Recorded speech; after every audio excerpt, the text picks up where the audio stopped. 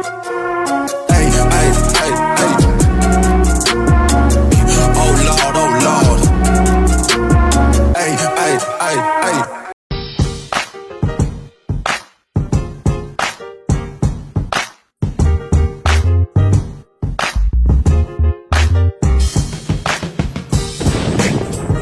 Shout out kay Cheater, Glende de la Santos Sharcedo, Shanlukay Beat, Lane Spergo. Samantala, sa kondo ng ating bida, nakauwi na kami. Magandang gabi, sabi ng dalawang magkaibigan, nang madatnang si Songyang at ang kanyang ina. Na nakaupo, tumayo ang babae at agad lumapit sa ating bida. Congrats on becoming a chairman, thank you, baka pagod ka na, what's up, at magpahinga ka na. Gusto mo bang kumain o maiinom man lang, isang basong tubig na lang, please. Anong ginawa mo ngayong araw? Tanong ng ating bida sa babae. Naka-receive ako ng mga ilan na trabaho mula sa ilang mga lugar, kaya ginagawa ko kanina ang aking resume. Speaking of, ano kaya kung magtrabaho ka sa GQyong? Ako, may company ang GQyong Design, pero kahit nasa isang tulad ko na walang alam tungkol sa design, masasabi kong may kulang sa kanilang mga produkto. Pero, kahit na may karanasan ako sa industriya ng design, walang duda na mag-uusap ang mga tao kung magsisimula ako magtrabaho, para sa GQyong dahil sa connection ko sa iyo. Beside, nagsimula akong magtrabaho para sa iyo, maari akong maging isang pananagutan, nakapag-aral ka na sa ibang bansa, nanalo ng maraming parangal, at nakatanggap ng maraming alok sa trabaho, hindi pa ba sapat iyon para patunayan na mahalaga ka? Tumingin ang babae. Sa ating bida at madiin na nagsalita ito, ikaw na ang chairman ng GQyong Group ngayon. You need to learn to be more objective, at least subukan mo man lang, sige na, handa akong gawin ang lahat para matulungan ka, ngunit gusto kong gawin ito ng mag-isa, okay, panalo ka na, anyway, alam mo nagtataka ako, tungkol sa congratulatory message mo. Maaari bang sabihin mo uli sa akin yun, sabi ng ating bida nang nakangiti, pero sinabi ko na yan sa phone, alam ko. Pero, iba pa rin ang marinig ko ito nang kaharap ka. Okay, congratulations, Mr. Chairman, satisfied ka na ba? Uy, wala naman yan sa dulo ah, itigil mo na nga yan, pinapablush mo ako, agad hinawakan ng ating bida ang dalawang balikat ni Songyang. Kailangan kong marinig ito ng aking sariling mga tenga, tumingin ka sa aking mga mata. Bigla nahiya ang babae, napakatanga mo, mahinang bigkas nito. Matagal sila sa ganun posisyon, walang gustong magsalita, walang naririnig, kundi tunog ng kabog ng dibdib. Tinitigan ng ating bida si Senyang, maging ang babae ay napatitig din. Ang kanyang kamay ay unti-unti inilagay ng ating bida sa mukha ng babae at unti-unti nilapit ang kanyang mukha para halikan ang babae. Bahagyang nagulat ang babae, pero hindi ito tumanggi, pumikit ito hanggang sa palapit ng palapit ang kanilang mga labi. Kukuha ako ng baso ng, napahinto si Dechol, nang makita ang tagpong yun. Agad nagulat ang dalawa na tila natauhan ito, wow, ano ba nangyayari dito? Sabi ni Dechol, na nabigla rin, kukuha lang sana ako ng isang baso ng tubig. Kaso mukhang nakaistorbo yata ako, na napakamot ito sa ulo. Ah, sige, wala akong nakita, good night, agad tumalikod si Dechol. Yun gagong yun. Di ba siya marunong kumatok? Sino naman ang kakatok para pumasok sa living room? Nakangiti na nahihiyang sabi ng babae, agad bumitiw ito, na nahihiya. Ang bastard na yun, pagod ka na siguro, bakit di ka muna maligo? Maari ba tayong maglakad-lakad pagkatapos, Sounds good. Kinabukasan, habang palabas ng elevator ang magkaibigan. Panay ang huni at sipol ni Dechol, napatingin ang ating bida. Sigurado ka ba na maganda ang mood mo? Sino? Ako. Hindi naman, sir, nakangiting sagot ni Dechol. Di ba interview ni Miss Jo ngayon, alam mo, dapat mong subukan pumikit sa mga bagay. Paminsan-minsan, Mr. Smarty Pants, agad tinignan ng ating bida ang kaibigan na bahagyan inis, Mr. Quack, bakit naman biglaan, pang-aasal nito, kapag tapos ka na sa interview ni Miss Jo, ipadala mo siya sa opisina ko, kailangan ko siyang makita para sa sarili ko. Sa tingin ko hindi na kailangan pa. Bakit kailangang pa ma-interview ng assistant director secretary? Hindi mo ba naaalala ang ginawa mo kagabi? Bahagyang sumimangot ang ating bida. Napaisip ito at tumingin. Oh, next time, baka patayin na lang kita. Biglang napaubo-ubo si Dechul, na tila umaarte na nasamid. Matapos ay nagbaw ito. My apologies, Mr. Chairman. Tama yan, Assistant Director. Kwak, lumipas ang mga oras, sa opisina ng ating bida. Habang kausap ng ating bida si Director Yu, sa intercom. Nagpasya kaming ibenta ang mga GQing ng ENC GQing Investment. Gusto namin magpadala ng mensahe sa sandaling magbukas, ang merkado bukas kaya ang transaction ay magaganap ngayong hapon. Okay, ipauubaya ko sa iyo ang iba, Director General. Yes Mr. Chairman, matapos ay ini-off na nito ang cellphone. At nag-text, Mr. Huang, si Chun Jongmi ang ito. I'm thinking of meeting Director Cho Sewan of the National Tax Service. Kung mayroon anumang bagay sa partikular na kailangan kong tandaan, tungkol sa kanyang kagustuhan sa personalidad please ipaalam mo sa akin. Agad naman tumugon ito, sige po Mr. Chairman, I'll send you the information as soon as ready na. Matapos ay inilapag nito ang cellphone sa office table. Tapos ay tumano sa glass wall, hinayaan nitong pumasok ang mga mensahe. May account na may gold best investment sa Hong Kong. Kasabay sa pagpasok ng alaala noon nasa ospital ang matandang chairman. JK from GQing, HD from my name Hodok, and Lem from your mother name Lee Yumyong. Pumunta ka at e-check mo ang account ng Jake Delem. Mayroon 1.3 trilyong won dito, gamitin mo ito, upang buksan ang mga pintuan ng impyerno. Sinabi niya sa akin ng tungkol sa slush fund bank account, ngunit hindi ang password para ma-access ito.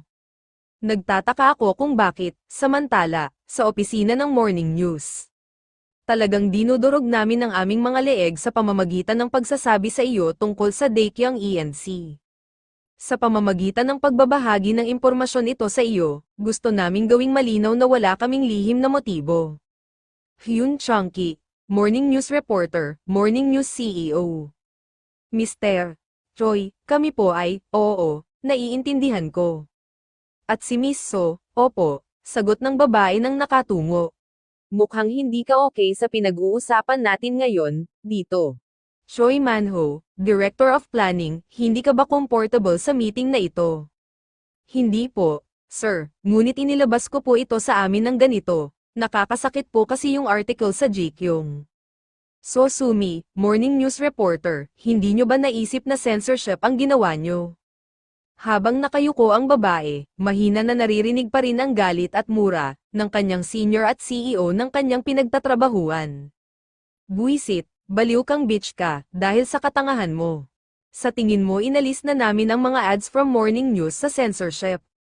Then, may ebidensya ka ba na gumamit ng drugs ang chairman namin? Doon po, may ilang kainahinalang pangyayari, muli kitang tatanungin, may ebidensya ka ba? Bahagyang yumuko ito, not yet, po, narito ang isang idea. Dahil dinala mo ang censorship at inilabas ito, sa'yo at kung ano ang hindi, bakit hindi ka sumulat ng isa pang artikulo tungkol dito, pagkatapos ng lahat na kung tutuusin ay makapangyarihan ang press diba? Gayunpaman, bilang isang advertiser ay gagamitin ni GQing, ang mga karapatan nito ayon sa nakikita naming angkop, at kinakansela na naming ang lahat ng aming advertisement sa inyo ngayong taon, and I guarantee na wala na ang GQing advertisement sa Morning News, sabi ni Choi Manho. Ang karugtong ng nakaraan, mula sa loob ng opisina habang nandoon ang mga opisyal ng Morning News. Sinabi ng isang lalaki, tungkol ito sa skandal na natamo ni GQing dahil sa kagagawa ni Miss So. At kakailanganin itong magkaroon ng hearing mula sa aming mga lawyers. Agad na bigla ang isang lalaki at sabay sabi, Mr. Cho. Nagpatuloy naman sa pagsasalita ang tinawag na Mr. Cho. Sabay sinabi, ang maipapayo ko sa iyo ay kumuha ka ng isang kilalang law firm para kalabanin ang aming legal team department. Takot na kinabahan ng babae, hindi ito nakaimik pa. Napatingin ang lalaking may salamin sabay sinabi, baka, mayroon pang ibang paraan. Seryoso sinabi ni Mr. Choi, sa tingin ko ay nasabi ko na ang lahat ng kaya ko. Maya-maya pa ay tumunog ang cellphone nito, humingi ito ng paumanhin bago sinagot, sabay sinabi, oo, ito nga si Choi Manho, ano, sige. Sabi nito sa kausap sa kabilang linya, Tumingin ito sa cellphone bago ito pinatay, at muling sinabi, may hiniling ang chairman. Tumingin ito sa kausap, nais niyang makipagkita sa inyo mismo. Agad na nagulat ang lalaki, nakaramdam ito ng kaba. Sinabi naman ng isang lalaki, ngayon na ba mismo? Lumipas ang oras sa conference room ng GQ Group. Nakaupo ang 4 na lalaki na opisyal ng Morning News, sa mahabang lamesa. Samot-sari ang mga kaba ang buntong hininga ng mga ito. Sinabi ng isang lalaki habang nakataas ang kanyang mukha. Naku naman, bakit ba dito pa tayo dinala sa napakalaking meeting room na ito? Nakakakaba naman talaga dito, bumuga naman ng hangin ang isa. Sinabi naman ng isang lalaki sa babaeng katabi, kapag nagsalita ka pa ng kalokohan gaya ng dati, sisiguraduhin kong hindi ka na muling makakapasok sa industriyang ito, takot naman na sumang-ayon ang babae. Maya-maya pa, bumukas ang pinto ng conference room, na agad binuksan ng kanyang assistant, sabay sinabi, dumating na si Mr. Chon. Pumasok sa conference room ang bagong itinalagang chairman, ang ating bida. Sabay-sabay na bahagyang napasigaw ang 4, at sinabi, Ginoong Chairman. Sabay tumayo sa pagkakaupo ng 4 na lalaki, yumuko ito at sinabi, ikinagagalak po namin makilala ka, sir. Hello po Chairman. Humakbang ang ating bida papasok sa loob ng meeting room. Matapos ay naupo ito sa gitna sa pagitan ng magkabilang upuan bilang isang chairman. Habang magkasalikop sabay sinabi, bakit nakatayo kayong lahat dyan, maupo na kayo, kabado na umupo ang 4.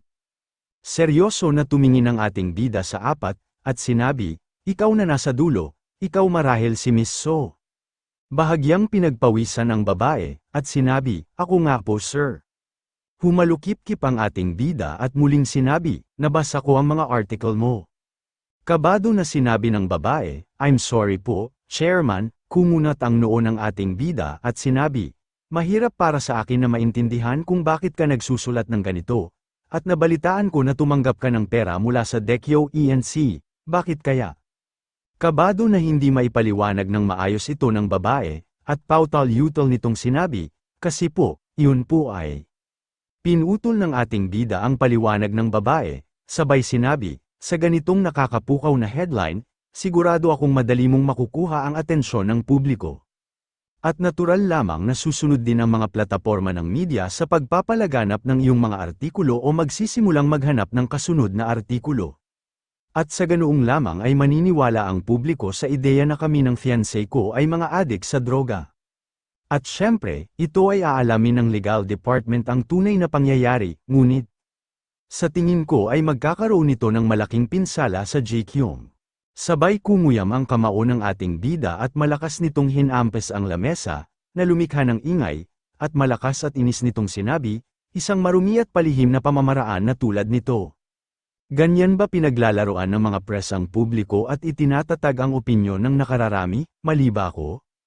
Agad na tumayo si Miss So, yumuko ito sa takot, at sinabi, patawarin niyo po ako Chairman. Bakas sa mukha ng ating bida ang galit, at muling sinabi, anong klaseng ng aksyong ng pandisiplina ang natanggap ni Miss So, para sa insidenteng ito? Tukoy ng ating bida sa mga lalaki katabi ni Miss So. Agad naman sumagot ang isang lalaki, at sinabi, siya po ay, suspendido muna sa ngayon, at maya-maya po ay magkakaroon ng pandinig sa disiplina para sa kumpanya. Tumiim ang mukha ng ating bida sabay sinabi, suspendido, ganoon ba? Kinakabahan na palihim na sinabi ng lalaki sa kanyang isipan, hindi pa ba sapat yun? Ang dapat ba ay tinanggal ko ito sa trabaho? Sinabi ng isang lalaki sa ating bida, Mr. Chairman. Posible po ba para sa iyo na muling isaalang-alang ang pagbawi ng lahat ng mga advertisements? Hindi na po partner ng GQ ang Dekyo ENC, ayaw ko na pong pag-usapan pa ang mga isyu ng pagkansela sa aming ng mga ad sa Morning News, kasi po ay maaaring katapusan na po namin, pakiusap po, baka po mayroon pa po na iba pang paraan. Sinabi ng ating bida, kapag pumipili kami ng organisasyon pagtutulungan sa mga advertise, ang kredibilidad ng media ang isang mahal-alagang salik para sa amin sa GQ. At sa pamamagitan ng pangyayaring ito, pinatunayan nyo sa amin na handa kayong abusuhin ang inyong kredibilidad. Kaya naman, hindi na kami maaaring mag-advertise sa inyong kumpanya, mula dito o sa labas man. Natigilan na napangga nga ang mga opisyal ng media sa morning news. Agad na tumayo ang ating bida at sinabi, babantayan namin kung paano ninyo maibabalik ang inyong kredibilidad, salamat sa inyong oras. Sabay hakbang ang ating bida palabas ng meeting room. Nang lulumong na napabungtong hininga naman ang apat, sabay sinabi ng isang lalaki, "Hay, naku naman, lintik talaga tinakat ako nito." Sinabi naman ng isang lalaki, "Ano na ang mangyayari sa ating ngayon?" Inis na sinabi ng may edad na lalaki, "Ano ba sa tingin mo? Salamat sa lintik na babaeng yan, dahil dyan, mababawasan ng kalahati ang sweldo mo simula ngayong buwan na ito." Sinabi naman ng isa, ang sabi niya nga ay babantayan niya tayo, kaya baka hindi na tuluyan maputol ang. Agad na pinutol ng may edad na lalaki ang sinabi ng isa, sabay sinabi, "Hay, masyado na akong matanda para dito," samantala sa labas sa hallway. Sinabi ni Mr. Choi sa ating bida, "Kung gayon, paano naman nating haharapin ang morning news?" Sinabi ng ating bida, "Babawasan natin ang advertisement ng kalahati. At kung mayroon man silang natutunan sa pangyayaring ito, siguradong may kahit isang organisasyon ng balita na sasama sa atin." Natitigilan na napatingin si Mr. Choi sa ating bida. Matapos ay muling sinabi, "At ayos lang ba sa iyo na masuspinde si Miss So?" Sinabi ng ating bida, "Oo, at ayos lang yun, kung matatanggal siya sa trabaho dahil sa insidenteng ito, maaaring iusog ito ng asosasyon ng mga mamahayag sa isang kaso ng corporate censorship." Sinabi ni Mr. Choi, sa ating bida, "Sa tingin ko ay dapat na nating itong tapusin dito, tama ba ako, Mr. Chairman?" Napatingin ang ating bida, samantala, mula sa gusali ng JKyong ENC. Bakante ang loob ng opisina nito, kasalukuyan naliligo si Miss Kang. Mula sa isang balita sa TV program, nagpahayag ng pagkabahala ang grupo ng JKyong, hinggil sa pagtakas ng presyo ng mga stocks ng JKyong ENC, at resulta ng isang potensyal na pagsasanib. Habang nakaupo sa kama ang kasalukuyan, namumuno sa JKyong, nanunood ito ng balita sa TV habang naninigarilyo ito, patuloy na sinabi na nagbabalita. Nagbabala sila sa mga investor na huwag magpalinlang sa balita. Umabot sa bagong tugatog ang JKyong ENC, sa pagbubukas pa lang ng merkado ngayon. Nangangahulugan nito na ang kumpanya ay umabot sa record na halaga sa merkado na humigit kumulang 8 trilyong won. Sa halaga ng dolyar ay 6.7 bilyon dolyar, patuloy na nanunood ang babae, hitit-buga sa kanyang hawak na sigarilyo. Muling sinabi ng nagbabalita, "Sa ngayon, mayroon 3 panig na tunggalian para sa mga karapatan sa pamamahala para sa JKyong Gallery, si Chun Sang-ki ng JKyong Bank, at Chun Jang-myung, ang bagong chairman ng JKyong Group." Kumunat ang noo ng babae, sabay sinabi sa kanyang isipan, ang pag-abot sa pinakamataas na limitasyon, ay magandang balita, ngunit kainahinala na malaki ang agwat. Maya-maya pa ay tumunog ang cellphone nito na nasa side table.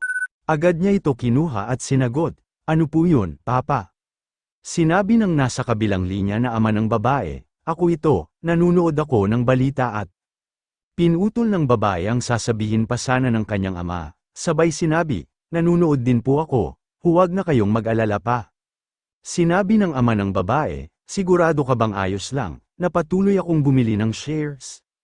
Mahigit 300,000 won na ang halaga nito kada share." Inis na sinabi ng babae, "Papa, magtiwala ka lang sa akin, okay?" Sinabi naman ng kanyang ama na nasa kabilang linya, "Ngunit, hindi ba't kakaiba na nagbabala ang JKyong Group sa publiko tungkol sa pagtaas ng presyo ng stocks? At kung isa sa alang-alang ang napakalaking agwat na ito." Inis na sinabi ng babae sa cellphone ng ama, "Sa tingin niyo ba tumutubo ang pera at tumutubo ang mga puno o kung ano paman? Inaasahan mo bang magiging maayos lang ang pagkuha sa JKyong ENC? Basta patuloy lang kayo sa pagbili ng stocks," napailing ang kanyang ama, na nailayo pa nito ang cellphone sa kanyang tenga, dahil sa pasiga na sinabi nito sa kanyang ama, sabay pinatay ang cellphone. Sinabi pa ng kanyang ama, napabuga pa ng hangin ang kanyang ama, sabay sinabi, "Hay, ang init talaga ng ulo ng babaeng ito," napasandal sa headboard ng kama ang babae, nagmura ito at bumantong hininga sabay sinabi sa kanyang isipan, "Putik ka, Chun Jang-myung." Kumunat ang noo nito at inis na sinabi sa kanyang isipan, "Ano ba talaga ang binabalak mo? Samantala, sa kilalang gusali ng mall, sa opisina nakaupo ang ikalawang kapatid ng ating bida, nakatutok ito sa monitor ng kanyang computer habang nakatingin sa mga pababang stocks. Napamura pa ito, sabay sinabi, mga lintik na investor na ito. Matapos ay tinukod ng kanyang kamay ang kanyang ulo. Nalukot ang mukha nito, sabay sinabi sa kanyang isipan, nagbigay ng babala si Jake Hyung, kaya hindi nakakapagtaka na gugustuhin nilang ibenta lahat ng kanilang mga stocks ng ganoon. Kaya naman ang mga walang kwentang iyon ay mananatiling mga langgam magpakailanman. Umayos ito ng upo at muling sinabi sa kanyang isipan, mabuti na lang at nakakuha ko ng sapat na stocks, marahil ay hindi naman siguro bababa ang pagbebenta nun, di ba? Note, ang short selling ay isang strategy sa pamumuhunan o pangangalakal na nag-ekspektulasyon sa pagbaba ng presyo ng isang stocks o iba pang seguridad. Matapos ay pumasok sa isipan nito ang matandang chairman at ang bagong chairman na kapatid niya, ang ating bida. Bahagyang ngumiti ito ng mapakla, at muling sinabi sa kanyang isipan, nako, hindi papayag yan, at kahit gawin niya yan, hinding-hindi tatayo sa gilid ng ganito ang lalaking yan. Maya-maya pa ay tumunog ang telepono nito, dinampot niya ito at agad niya itong binasa, bahagyang inis na sinabi, sa sarili, ha? Ano na naman kaya ang sasabihin niya? Bakit kaya siya napatawag? Sabay na sinabi sa tawag, hello, Mr. Park. Agad naman sumagot ang nasa kabilang linya na si Mr. Park. Hello, Chairman Chun, nakita mo na ba ang ginagawa ni JQ? Magiging maayos ba ang lahat? Inilabas nila ang babala noong unang araw ng bagong chairman sa pwesto, mukhang hindi naman sila nagbibiro kaya mananatili ba kayo sa parehong paninindigan? Sinabi ng ikalawang kapatid ng ating bida, na nasa kabilang linya.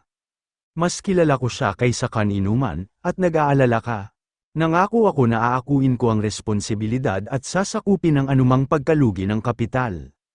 At sa ganitong kabilis, kung ang stocks ay umabot sa lower limit ng 2 beses, wala nang paraan pa para mabayaran mo ang lahat ng damages sa tulong lamang ng iyong savings bank at developer company. Alam mo na ito, di ba? Inis na sinabi ni Chung Sang-ki, sa kausap, teka, ano ka ba? Ako ang kausap mo dito. Ngumisi si Mr. Park, at sinabi, alam ko ang problema, ay ang kasing tigas ng yelo na si Chun Ho-dok, walang pakialam ang matandang yun kahit na ang buhay ng anak niya ang nakataya. Siya ay si Park Sunyang, mula sa Loan Shark, bilang mangangalakal ng Songdo. Inis na sinabi ni Chun Sang-ki, sa kanyang isipan, ang tusong ahas na matandang ito. Matapos ay sinabing muli sa kausap sa kabilang linya, patuloy ka lang sa pagbili, kung may mangyaring hindi maganda, pwedeng mo lang ibenta ang mga stocks para mabawasan ang iyong pagkalugi. Naupo sa swivel chair si Mr. Park, at sinabi, medyo mataas na ang selling volume. Hindi naman sa may pakialam ako sa ibinebenta ng mga walang kwentang investors. Ngunit mas mabuti na ang mag-ingat kaysa pagsisihan ko ito. At kung maramdaman kong nagsisimula ng ibenta ni Miss Kang ang kanyang mga shares, hindi ako mangingimi na itatapon ko ang mga stocks na ito. Sinabi ni Chun Sang-ki, na inis, sa dami ng stocks ni Miss Kang, na ililipat na sa iyo, Mr. Park. Sinabi ng nasa kabilang linya, hoy, huwag kang ang magpakatanga Mr. Chun, maging profesional ka. Sa dami nating mapanlinlang na investors na makatakdang mag-invest, sigurado akong tayo ang may hawak ng kahit 30% na stocks. Inis na nalukot ang mukha ni Chun Sang-ki, muling sinabi ni Mr. Park, at iyon ang kailangan mong isaayos. Chun Sang-ki, huwag mong kalimutan na ikaw ang balina ng market na ito. Napailing na napatango si Chun Sang-ki, sabay sinabi, oo, naiintindihan ko. Muling sinabi ni Mr. Park, kung gayon, ay bumalik na tayo sa trabaho. Matapos pinatay ang telepono ng nasa kabilang linya, napatingin pa si Chun Sang-ki sa telepono, at inis na sinabi, buwisit na lintik na ito, lumagpas na sa linya. Matapos ay napaupo ito sa swivel chair, itinaas ang paa sa ibabaw ng office table at hinila ang kurbata na tila ba nasasakal, sabay bumuga ng hangin. Matapos ay napahawak ito sa kanyang noo, sabay sinabi sa kanyang sarili. 30% na dami, ay galing sa mga madali na mapaniwalang investors. Ang putik na si Kang Sungi, mas malala pa ang mga tinatawag na edukador, sinubukan ko na ngang manahimik, 600 billion won na ba? Dapat ba akong mag-EGM? Note, EGM, Extraordinary General Meeting, isang pagpupulong ng mga shareholders na nagaganap sa isang direkular na oras batay sa pangangailangan. Lumalim ang pag-iisip nito, at muling sinabi sa isipan. Hindi pa, kailangan ko pa ng kahit 3% para mas safe. Ako ang may kalamangan sa ngayon, kaya naman maganda ang sitwasyon ko sa ngayon. Samantala, sa opisina ng ating bida, habang may kausap itong may edad na lalaki, sinabi ng ating bida, nakita ko ang bagong plan sa pagbuo ng bagong produkto. Wala na ba talagang mas maganda gagawin ang Jikyong kaysa sa wheatgrass juice nila? O baka naman itong negosyo ng juice ba ang bago nating Golden Goose? Sinabi ng may edad na lalaki, well. Naisip din namin na sulit ang pag-invest para sa market ng wellness juice. Siya ay si Lee Jiangho, Director ng Food Division. Muling sinabi ng ating bida, ang profit next year ay tinatayang aabot sa humigit kumulang 20 billion won. Posible ba ito nang walang anumang gas station mula sa Jikyong? Sinabi ng may edad na lalaki, kasama sa tinatayang profit ang pagsusupply ng mga juice sa cafeteria ng Jikyong, ihahatid din ang mga ito sa industriya ng Jikyong, electronics, at sa 3 pang kumpanya. Muling sinabi ng ating bida, kapag naglalabas ng bagong produkto ang food division, lagi mo bang isinasama ang mga gamit sa cafeteria ng Jikyong sa tinatayang profit nito? Muling tumugon si Lee Jiangho, at sinabi, oo. Dahil produkto mismo yon ng Jikyong, sinabi ng ating bida, produkto man ito ng Jikyong o hindi. Hindi ba dapat ang mga meals ay nakabatay sa kaligtasan ng pagkain para sa kagustuhan ng empleyado? O iminungmungkahi mo ba na kainin ng mga empleyado natin ang ibinibigay sa kanila, nang walang katanong-tanong? Napaisip si Lee Jiangho, bumuga ito ng hangin, sabay sinabi sa kanyang isipan, talagang uulitin niya ang lahat, ha? Binuksan ng ating bida ang hawak na documents, binasa ito at sinabi, at nasaan dito ang mga kinita ng mga modelo ng farmhouse sa mga deliveries? Tumingin si Lee Jiangho, sabay sinabi, ano kamo? Teka, bakit naman natin kakailanganin yun? Sinabi ng ating bida, sinabi mo sa akin na kailangan natin ng maayos na mapalago ang wheatgrass sa farmhouse. Paano kaya kung ihanda natin ang lahat ng kinakailangan pasilidad, ngunit tuluyan na rin itong isara? Ano ang mangyayari sa mga farmhouse? Ang tanong ko lang ay mayroon ba kayong backup plan na just in case ay magkaroon ng ganitong sitwasyon? Bahagyang umungol lang si Lee Jiangho, muling sinabi ng ating bida, kung ibabasura natin ang negosyong ito, ang kailangan na lang gawin ng Jikyong, ay harapin ang ating mga pagkalugi, ngunit paano ang mga bukid?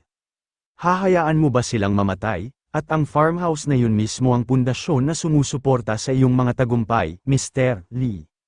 Napatingin si Lee Jiangho, sabay sinabi, pasensya na, hindi ko naisipan na ganoon ito kalayo. Bahagyang inihagis ng ating bida ang dokumentong hawak sa center table, sabay sinabi, tapusin na natin ang negosyong ito, at lumikha ng sistemang kooperatiba upang ang mga sakahan ang mamahala sa negosyo, baguhin ito nang sa gayon ang tanging magagawa natin ay mabawi ang original na investment. Bahagyang nagtaka si Lee Jiangho, at sinabi, magiging posible ba yun? Ang ibig kong sabihin ay ang halaga lang ba ay yun ang invest natin? Sinabi ng ating bida, oo, at gusto kong personal mong iulat sa akin ang tinatayang tagal ng panahon at kung paano susuportahan ang proyektong ito pagkatapos. Hindi nakakibo si Lee Jiangho, bamantong hininga ito, na sinulyapan naman ito ng ating bida. Matapos ay tumayo ito at humakbang, sabay sinabi, sa nakikita ko, ang food division ay nangangailangan ng isang major overhaul, hindi pa kasama ang problema sa cafeteria ng mga empleyado. Kumunat ang kilay nito, na hindi lumingon at muling sinabi, at para maging malinaw ang sinasabi ko sayo, huwag mong isama ang Jikyong cafeteria ang estimated na profit mo. Sinundan ito ng tingin ni Lee Jiangho nang may halong bahagya pagkadismaya. Matiim na sinabi ng ating bida, mula ngayon, ang aming mga empleyado ay bibigyan ng mga produktong naaprobahan batay sa kagustuhan ng empleyado, sinasabi ko ito sa iyo, na huwag unahin ang profit pagdating sa pagkain, samantala. Sa matalik na kaibigan ng ating bida, habang nakalapag sa center table ang 2 tasa ng tsaa. Inalok ng lalaking kaibigan ng ating bida ang babae, sabay sabi, magtsaa ka na muna. Mayumi na tumugon ang babae, at sinabi, "Salamat Mr. Quack." Pawisan at malakas ang tibok ng kanyang puso, na sinabi niya sa kanyang isipan, "Tinawagan ko siya, upang makapag-usap kami, ngunit, paano ko sisimulan ito?" Sumulyap ito sa babae, na pino ang kilos sa pag-inom ng tsaa. At muling sinabi sa kanyang isipan, at ang kanyang buhok ay nakalugay. Lagi ba niya itong tinatali dahil sa trabaho? Putik, ang cute niya talaga ngayon. Napakasaya ko at nasubaybayan ko siya, hindi niya namalayan na namula na ang kanyang pisngi na tila ba nagkulay makopa at bahagya pa itong napangiti. Ibinaba naman ng babae ang tasa ng tsaa sa lamesa, sabay sinabi, "Mr. Quack." Bahagyang nagulat pa ang lalaki, at agad na tumugon, sabay sabi, ano yun?" Sinabi ng babae, "Gusto kong magpasalamat sa iyo sa pagdala sa akin sa headquarters batay sa ating nakaraang pagkikita, at sobrang nabigla ako kagabi, iniisip ko kung bakit mo ako tinawagan para dito, at noong araw na yon, tinulungan kita sa iyong pamimili dahil bahagi iyon na aking responsibilidad bilang isang empleyado. Labis ako nagpapasalamat dahil naalala mo ako, gayunpaman, nag-aalala ako na baka magsalita ang mga tao dahil wala akong kwalipikasyon o karanasan para magtrabaho sa isang departamentong direktang pinamamahalaan ng chairman." Natigilan ang lalaki, na tila ba napaisip, humalukip-kip ito at sinabi, "Hindi pa ako nakapagkolehiyo." Bahagyang natigilan ang babae, sabay sinabi, "Ano po?" Kumunat ang noo ng kaibigan na assistant ng ating bida, sabay sinabi, "Hindi ba ako angkop maging assistant director dahil doon? Sa tingin mo ba ay magiging angkop ka lamang para sa posisyon kung nagtapos ka sa isang prestihiyosong unibersidad o mag-aral sa ibang bansa?" Bahagyang nanglaki ang mata ng babae, tila nahihiya na sinabi, "Hindi po ganoong ang ibig kong sabihin." Pinagdaop ng kaibigan ng ating bida ang kanyang palad, at muling sinabi, "Sa ating maikling pagkikita, naramdaman ko na isa kang masiglang tao na puno ng positive energy, at ang mismong energy na yun ay nananatiling nakaukit sa akin ng mahabang panahon. Mabilis ako magalit, at wala akong gaanong pinag-aralan, kaya, nag-aalala ako kung angkop ba akong magtrabaho para sa chairman." Matapos ay tumingin sa babae, at muling sinabi, "At doon kita naalala, at gusto kong bigyan mo rin ako ng parehong energy mo, para patuloy akong makapaglingkod sa chairman." Nagulat ang babae, sabay sinabi, "Mr. Quack." Bumakas ang lungkot sa mukha ng kaibigan ng ating bida, sabay sinabi, "Miss Ju, kailangan ko ng tulong mo ngayon."